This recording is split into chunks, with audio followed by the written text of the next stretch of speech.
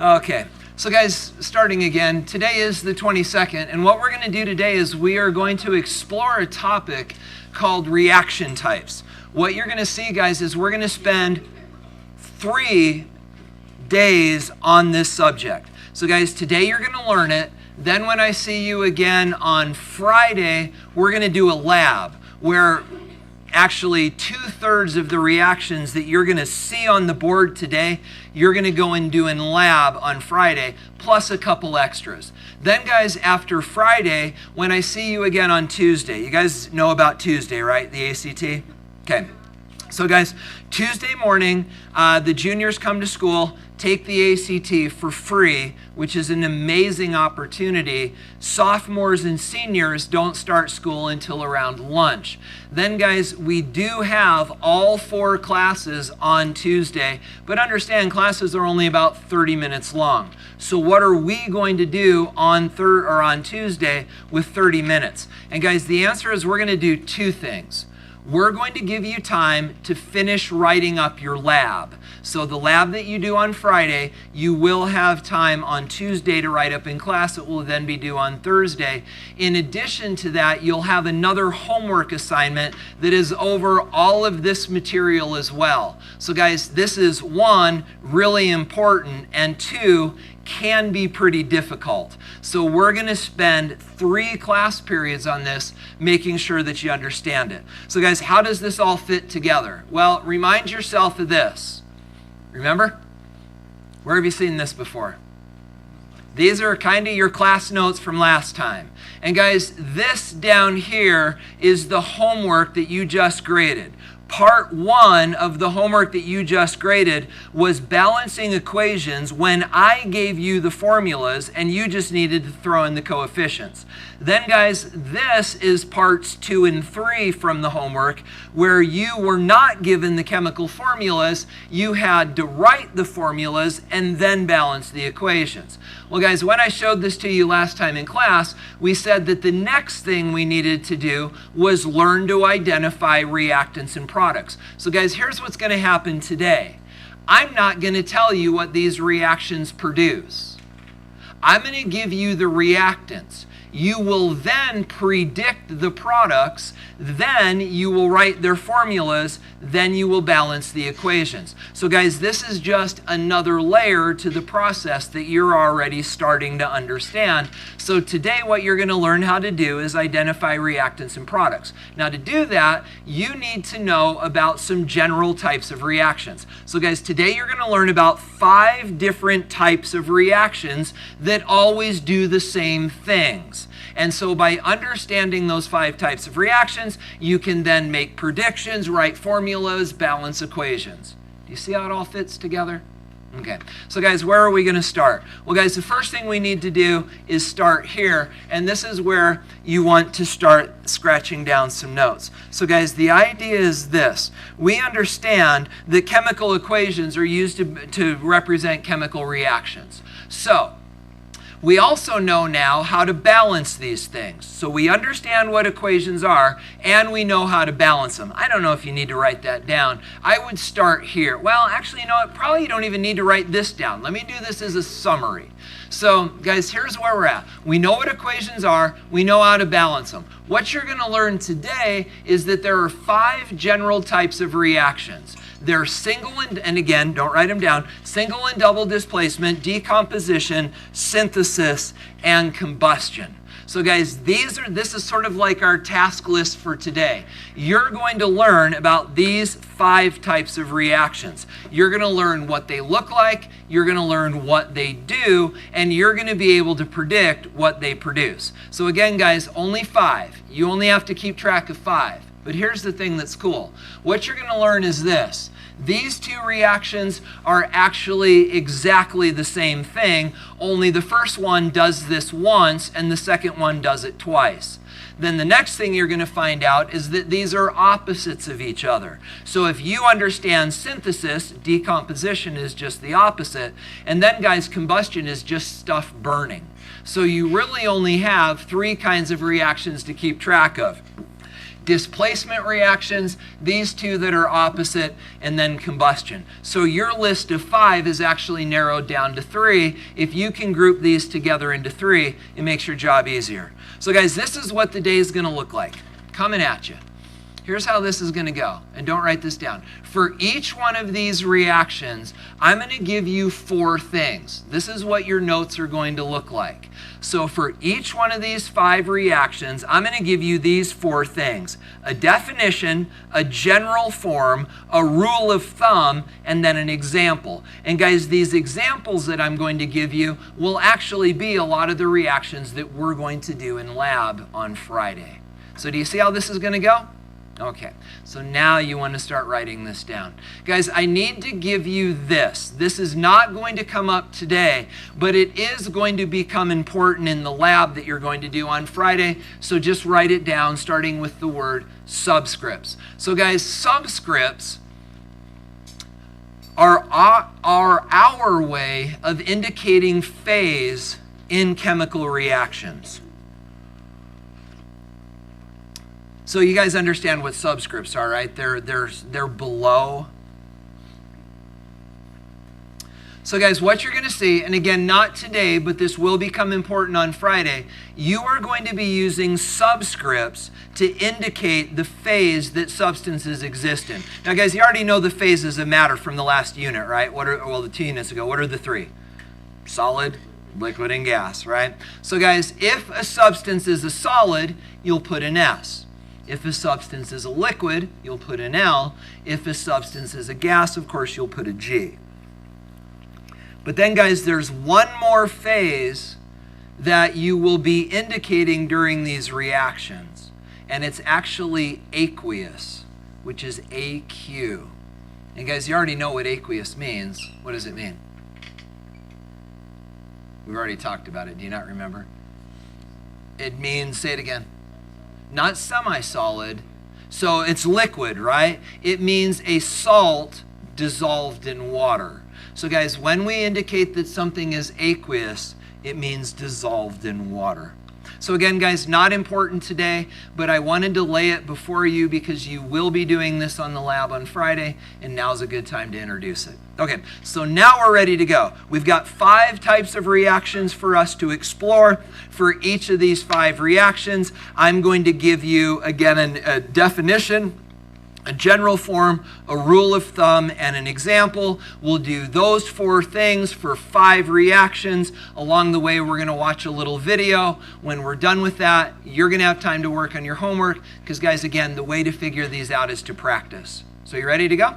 Here we go. So guys, the first type of reaction is a single displacement reaction. So you want to write down single displacement, and then guys, here's the definition.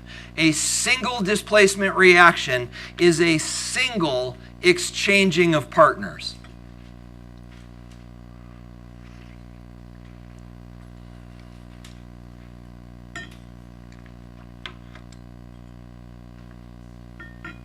So guys, let me explain to you what this means. Watch close. This is like magic. You ready? Follow the coffee cup. Here we go. So this coffee cup is currently residing in this place, and when I do this, has it been displaced? It has not. So what does displacement mean? Check it out. Let's do it again. Coffee cup back where it wants to be. Now it's been displaced. What does displace mean? To put something in its place. You could use the word substituted.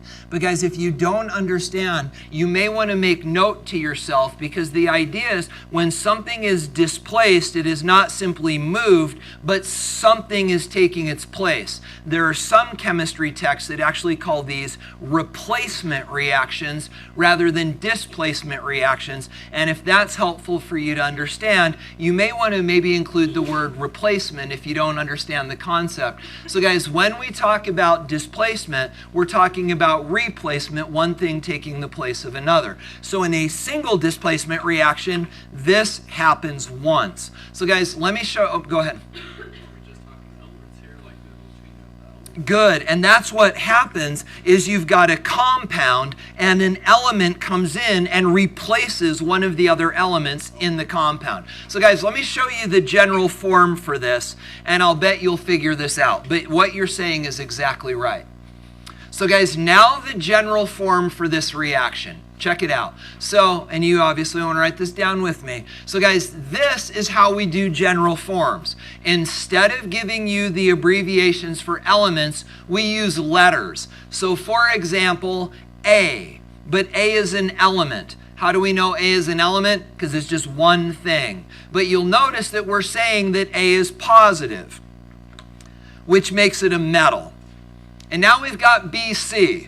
So we've got A reacting with BC. Now guys, how do I know that BC is a compound and not an element?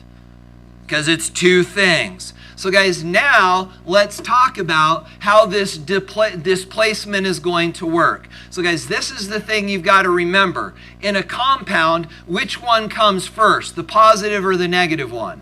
Positive one. So guys, we know that B is positive and we know that C is negative. Remember, always positive first. So guys, what is A going to hook up with, B or C?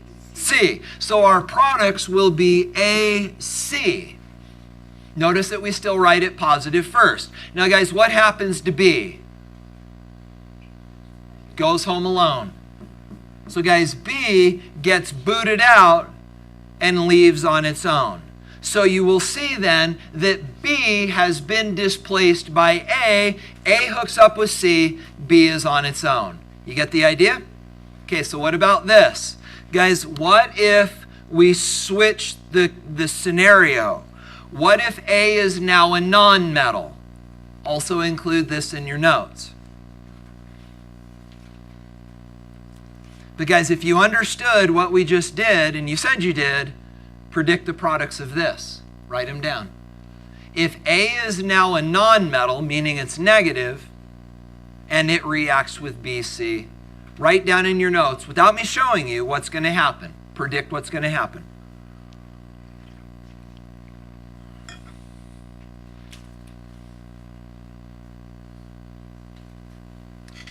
Did you get it? So let's talk. So guys, if A is negative, is it going to hook up with B or C? This is negative, right? So B is positive, C is negative. What is A going to hook up with? If it's negative, will it hook up with B or C? B. So if that's true, talk to me about what's wrong with this. It's got to be positive first. So guys, your products are not AB, your products are BA, because B is positive and A is negative, and then C gets kicked out. So those are your products, BA plus C. Does that make sense? You guys good? All right. So we've got a definition. We've got a general form. Now we need to talk about what I call a rule of thumb. You can just write down ROT.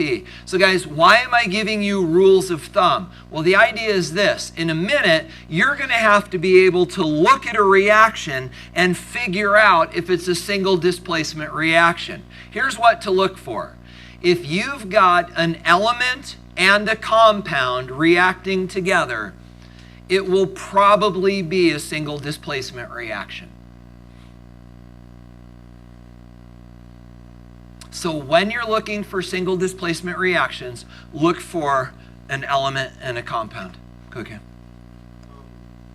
Why was non-metal BA?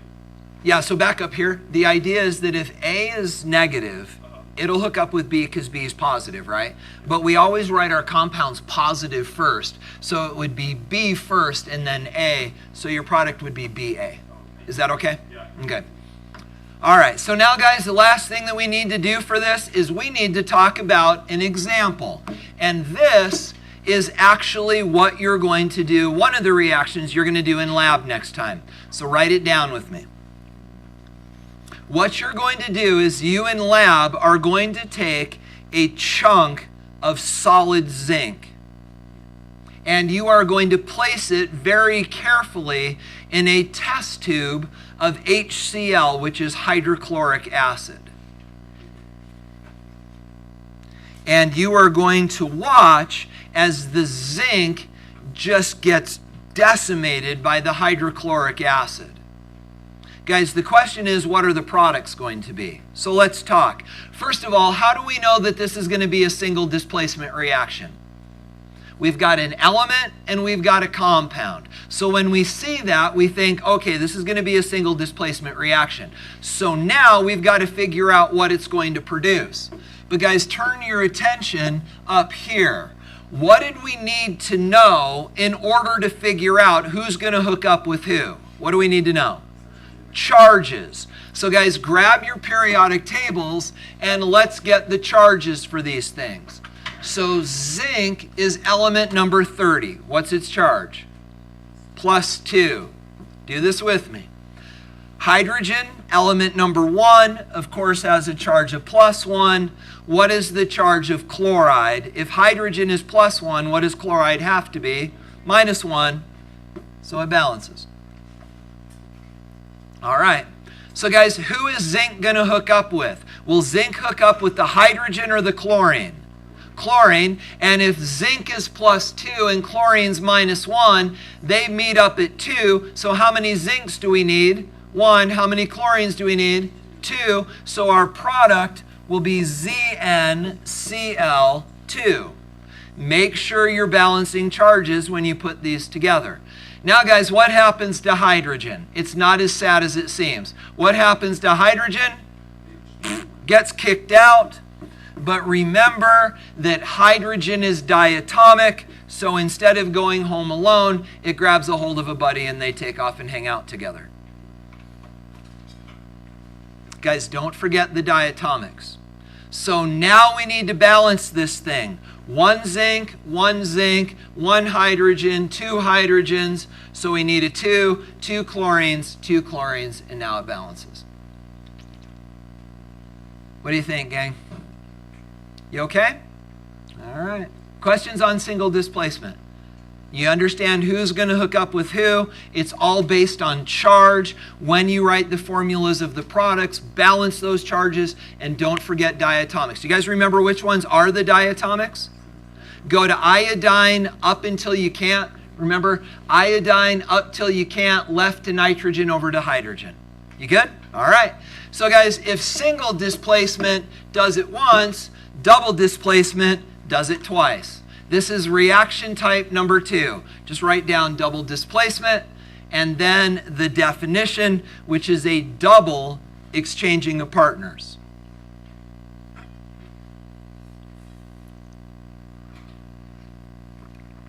So guys, if you understood single displacement, you should be able to predict the products for double displacement. So now we've got 2 compounds. Compound AB, compound CD. You predict the products. What is this going to make?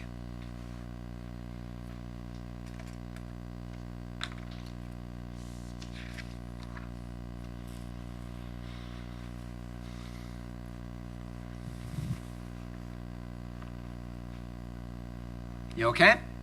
So what do we need to know in order to figure this out? Charges. So guys, A is positive, B is negative, C is positive, D is negative. So guys, who is A going to hook up with? D. So our first product will be AD because A is positive and D is negative. Then of course C and B hook up, but which one goes first, the B or the C? The C, because C is positive, so our other product will be CB. So we have a double exchanging of partners. So guys, what then is our rule of thumb? What do we look for when we're looking for these reactions? Well guys, the answer is you've got compounds going in, and you're going to find out in a minute you're going to have compounds coming out. All they're doing is trading partners.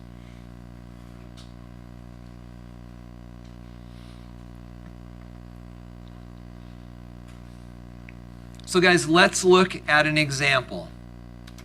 This unfortunately is not an example that we can do in lab because the lead is poisonous and it's hard to get rid of. But guys, this is an example of a double displacement reaction. You'll do different double displacement reactions, but this is not the one we're going to do. So your first compound is Ki, potassium iodide, and then your second compound is lead 2 nitrate, PbNO3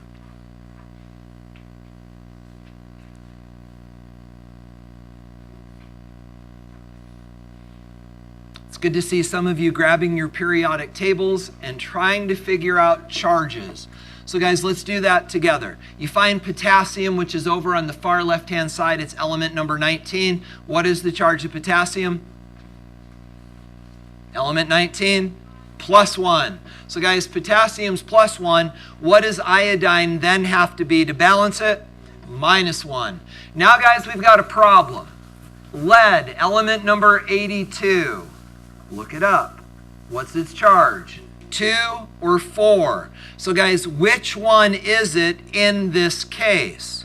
Well, in order to figure that out, we've got to work it backwards. So we split this in half. Nitrate is -1. -1 times 2 is -2. So this is +2. +2 divided by 1. This is +2. If you don't remember how to do that, you may want to go back and check your notes. This is from back before Christmas, and remind yourself how to work things backwards to figure out their charges. Now we're at this point, and so now we can put them together. So guys, potassium is positive. Is it going to hook up with the lead or the nitrate? Positive? Nitrate. So guys, if potassium's +1 and nitrate is -1, how many do we need? One of each. So our first product is going to be KNO3. Guys, notice that it's not this. Watch close. It is not KNO3-2. But now you're going, wait a minute, there's a parentheses and a 2 over there. There has to be because lead's +2. But potassium's +1 and nitrate's -1, so you only need one of each there. So remember, balanced charges, +1, -1, you just need one of each. We'll balance the equation later.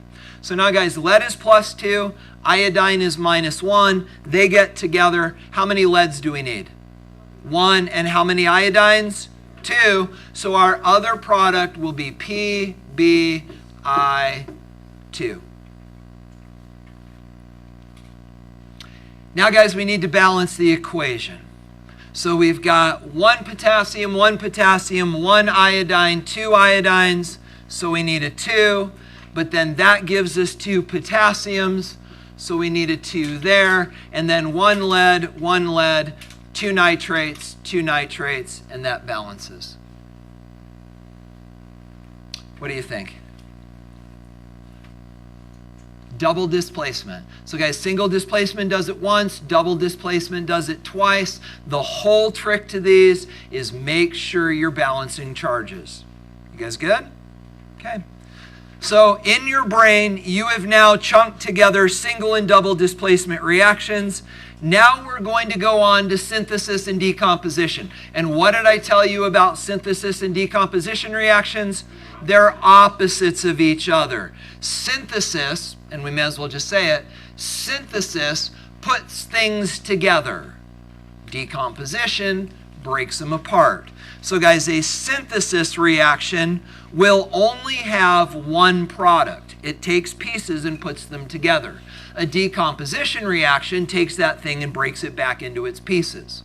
So, general form of a synthesis reaction, A plus B. What's your product going to be? AB. That's it. Because all these reactions do is take pieces and put them together. So the rule of thumb then is actually almost the same as the definition. The rule of thumb is you'll have a reaction that forms one product.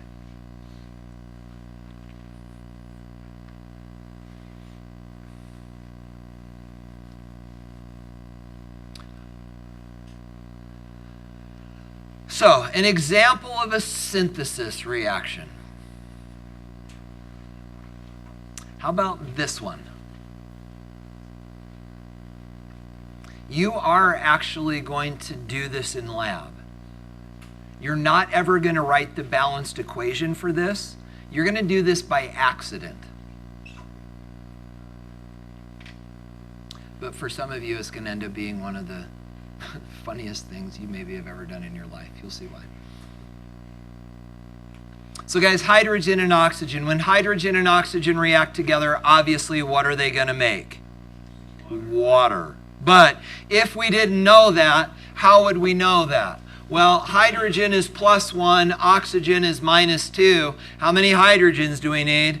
2, oxygen's 1. So we know that our product is going to be water.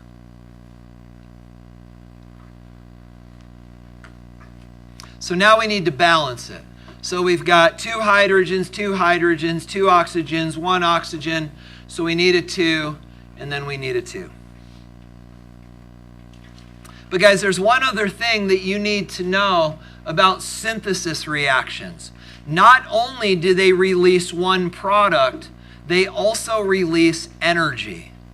All synthesis reactions also release energy. During the lab on Friday, that energy is going to be in the form of an explosion.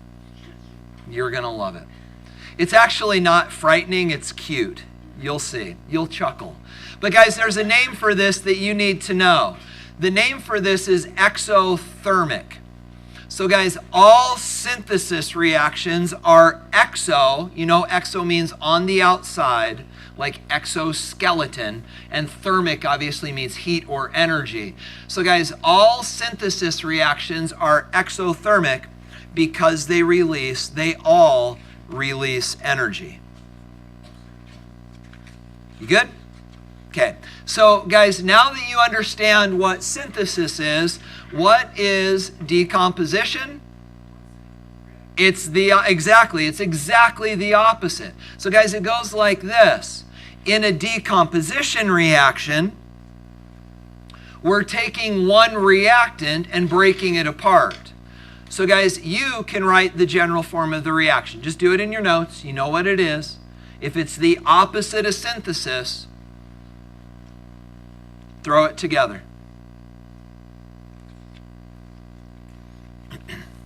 Did you get it? What'd you get? What's your reactant? A, B. What are your products? A and B. That's it. Guys, that's all a decomposition reaction does, is takes the reactant and breaks it apart. So the rule of thumb is one reactant.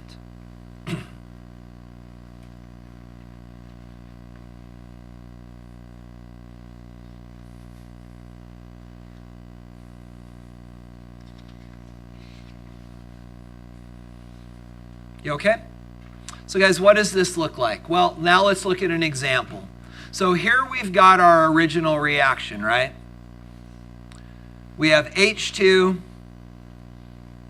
We've got, oh, don't write this down by the way, yeah. We've got H2, we've got O2, we've got H2O, we've got energy. So guys, that is not a decomposition reaction, right? What is it?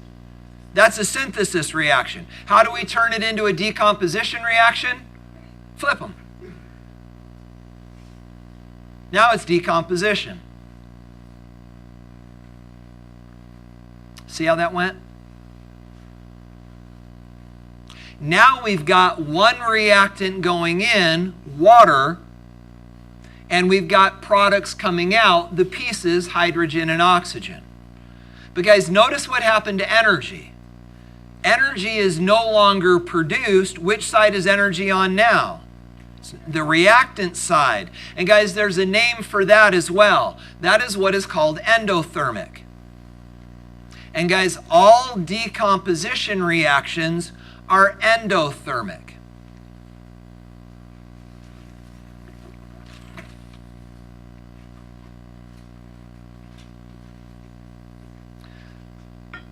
So guys, remember what we learned. We learned that chemical equations represent reactions, right? So guys, what does this look like? You're not going to do this in lab, but what does this look like? What is this saying? So you take some water, and what do you add to it? Energy, and when you do, what do you get out? Hydrogen and oxygen gases. So here's the question, guys. What kind of energy will do this? Will a Bunsen burner do this? No. Because guys, if you add heat energy to water, what does it do? It boils. But guys, is this boiling? When you boil water, does hydrogen and oxygen come out? No. What comes out? Water. It's just what you guys understand that, right? When you boil water, the steam is still water. It's just gone through a phase change. The intermolecular forces are broken.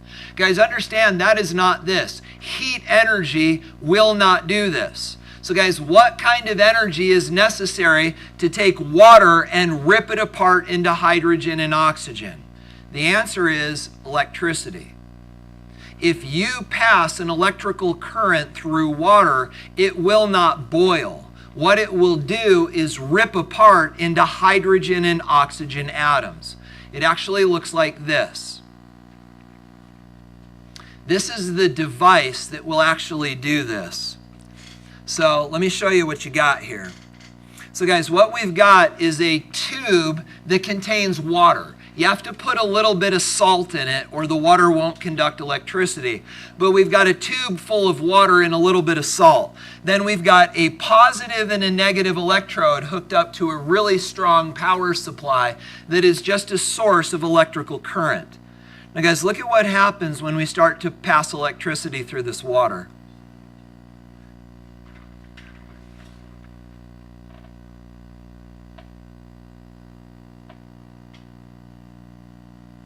See the bubbles? So guys, notice the bubbles right here and over here. As the current goes through, the water is being ripped apart into hydrogen and oxygen. Now guys, look at how fast it's bubbling here. And now, look at how slow it's bubbling on the right. Why would one side be bubbling faster than the other? More what? Guys, what is water made of? H2O. How many hydrogens and how many oxygens? 2 to 1. So guys, it turns out that this is the side where oxygen is collecting, and it is bubbling half as fast as the hydrogen side because water is H2O, so the hydrogen side is producing gas twice as fast as the oxygen side because water is 2 hydrogens for every oxygen, and you can actually see that right. Oh gosh, why did that happen? That wasn't supposed to happen. And guys, you can actually see that. There we go. You can see that right here. Here's the level of the hydrogen, and there's the level of the oxygen, and there's twice as much hydrogen as oxygen because water is H2O. Oops. So here, we can let that play through. Oh, and then they collect, never mind. They then collect the gas and light it on fire and make it explode. You'll actually do it in lab. So no, you'll do this in lab on Friday. So you'll see. All right. So guys, you good on decomposition? Synthesis puts it together. Decomposition breaks it apart. We got one more to go, and that's combustion. Then we're done. Here we go. So guys, combustion reaction. The first thing we need is a definition. The definition of a combustion reaction is the burning of a hydrocarbon. Because I think you have the idea that combustion means burning. Whether it's a log or alcohol or gasoline or whatever it is that's on fire. And generically that's true. But to a chemist, combustion has a much tighter definition. To a chemist, combustion only means the burning of a hydrocarbon, and a hydrocarbon is carbon bonded to hydrogen, not carbohydrate. It is a hydrocarbon. So guys, the general form is this. I'm just going to give it to you. CXHY, and you probably knew this, to burn something requires oxygen. But then guys, notice your products. Your products are carbon dioxide and water. So gang, anytime you have a combustion reaction, you will always have carbon dioxide and water. Now guys, frankly, the rule of thumb you may not even want to write down because it's essentially just this. You could just draw an arrow.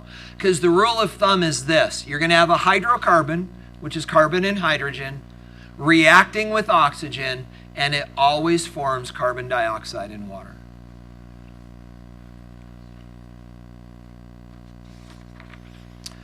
So guys, let me give you an example. This is lighting your Bunsen burner. CH4 is the gas that we call natural gas.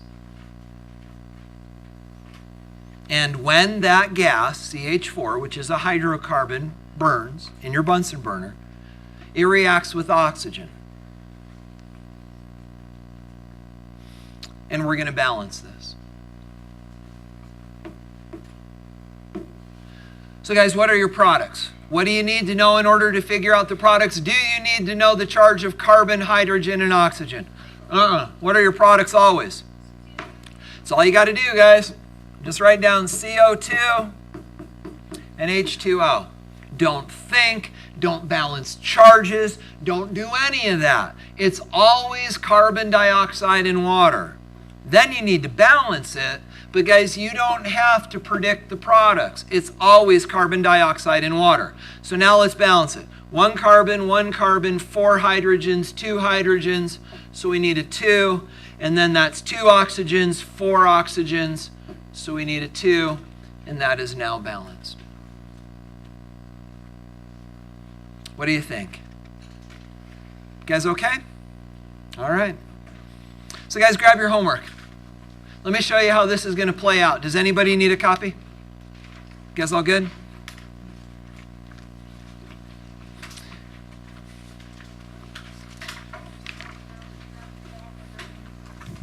All right, so guys, turn over to page 2 with me. This assignment is 2 pages. It's spread across a page break. But here we go. Looking at page 2, the first part of this homework assignment, notice what it says. Categories of chemical reactions. At the top, you've got your 5 choices that you just learned about: single, double, decomposition, synthesis, combustion. And then you've got a bunch of reactions. And all you're doing on the lines is writing down what kind of reaction they are. Ready? Number 1. We're going to do some of these together. Guys, on number 1, thinking about everything you just learned, what makes number 1 unique? It has 1 reactant, which makes it what kind of reaction? Decomposition. Write DEC on line 1. Now guys, we look at number 2. Compound, compound, compound, compound. What's that going to be? Double displacement. Write DD on line 2. Number 3. What makes it unique? 1 product, which makes it what? A synthesis reaction. Write it on the line. Number 4, compound, compound, compound, compound. What's it going to be? Double displacement. Number 5, element, compound, compound, element. What's it going to be? Single displacement. You get the idea? By the way, guys, there are no combustion reactions on the first page. I wasn't trying to be sneaky. I just forgot to put one in there. Flipping it over on the back. This is where these get a little more challenging. We're going to do number 1 together. Here's what it says. Write the balanced chemical equation. Indicate the type of reaction on the line to the left by classifying them as, just like you did before. So guys, here's what we've got. Number 1 says aluminum sulfate, calcium phosphate. What you're trying to do is write the balanced equation and then identify the type of reaction. Guys, do this with me. Here's the way to do this.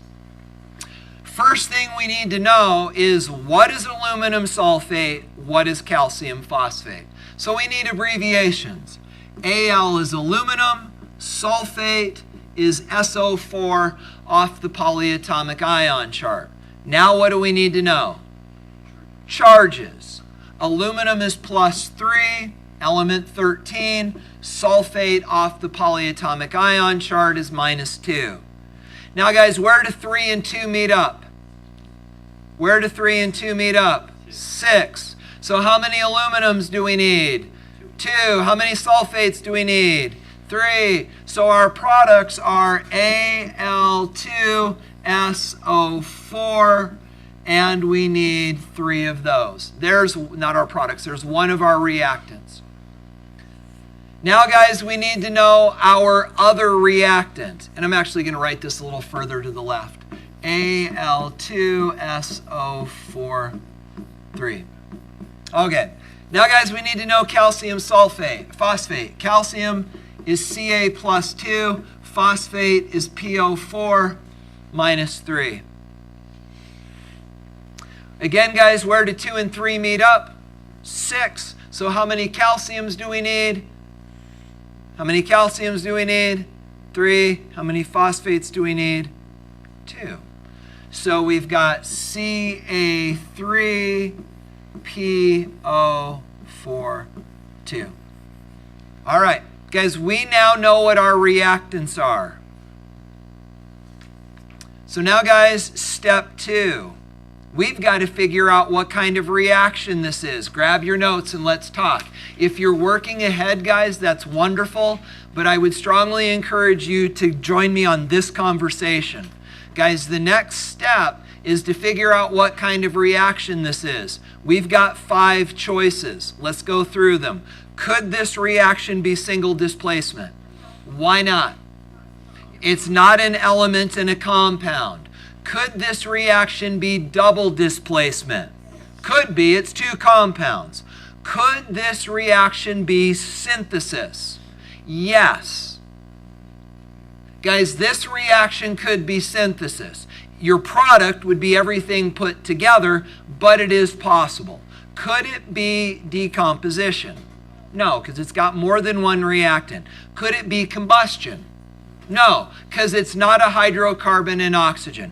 So guys, go back through these with me. We narrowed this down to double displacement or synthesis. So let's rule out synthesis. Guys, if this was a synthesis reaction, don't write this down, our product would be Al2SO4 3Ca3PO4 2. So we know that it's not synthesis. So if we know that it's not synthesis, what does it have to be? Double displacement, and you write that on the line. Now guys, the next step is to figure out the products. So what do we need to know in order to figure out the products? Charges. +3, -2, +2 and -3. The same charges that allowed us to write the formulas. So now, guys, let's put this together. Double exchange of partners. Aluminum is +3. Does it hook up with the calcium or the phosphate? Phosphate. Aluminum is +3. Phosphate's -3. How many of each do we need? 1. Your first product is AlPO4. Now, guys, your next product.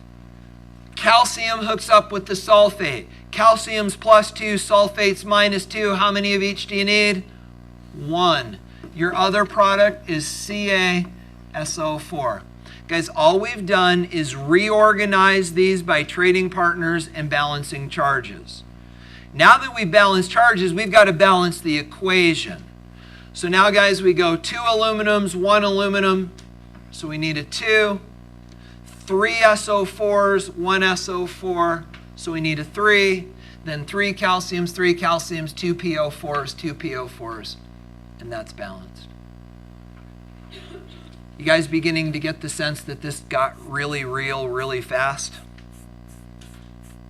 So guys, you now have 20 uninterrupted focused minutes to work on this homework. There is, however, one other thing that I need to share with you. Guys, looking over the remainder of this assignment, what do numbers 3 and, where's the other one? 3, 6, and 10 all have in common? 3, 6, and 10 on page 2. 3, 6, and 10. They're all one reactant. which makes them what kind of reaction? Decomposition. Here's the problem, guys. You do not know enough chemistry to predict the products of decomposition reactions. So I will tell you. These are the products for 3, 6, and 10. I will never expect you to figure out the products from decomposition reactions. You can just write this down. Number 3 produces table salt and oxygen. Number 6 produces water and sulfur dioxide. And then, guys, number 10 produces copper metal, water, and oxygen. And then, guys, one other thing that I'd like to share with you, because this one's a little tricky. Number 12 is a single displacement reaction. So now, guys, you're ready to go. You got 20 minutes. You've got probably one of the more difficult homework assignments you've done in this class. So, guys, we're not going to move around. We're not going to get distracted. We're going to dig in our heels and we're going to get this done. You should be able to get the first page of this done in about 11 seconds. Probably already done. Then, guys, you're going to get onto that back page. You're going to slow down. You're going to take your time. You're going to get your ion chart in your periodic table. You're going to figure out the formulas for the products or for the reactants. You're going to identify the reaction type. You're going to purposefully then figure out what the products will be by balancing charges, and then you will balance the equation. Because this isn't as easy as maybe I made it look. Spend time. Please ask questions. Let's get good at these.